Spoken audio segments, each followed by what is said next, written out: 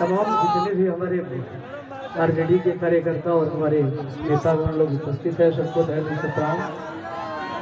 हरि की राजद के गहमछिया ना हो सार हो आयो। हरि की राजद के गहमछिया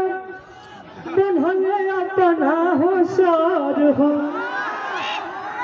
जनुआ हमारी आज दे दिला भार हर की जनुआ हमारी आज दे दिला भार हर की लालटेन के दीवाना लालू चाचा जसनीदार हो हर की लालटेन के दीवाना तेज तेजस्वी जसनीदार हो आयो नील सम्राट आज जेडी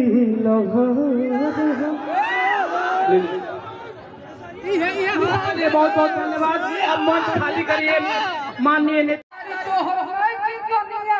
राजा जी सबसे आगे रोही ललटनिया। बस अब भैया बड़ी पूरे बिहार का भ्रमण करके यहाँ आए हुए आरा की धरती पे और वेलकम स्वागत है।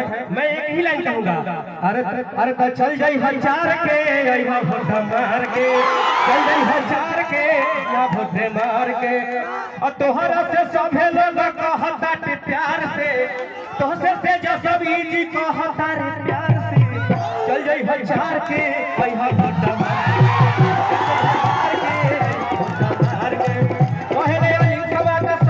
के प्यार से पहले अनिल भैया सबका से प्यार से। और वोट मारना किनको है? मुखिया वार्ड समिति।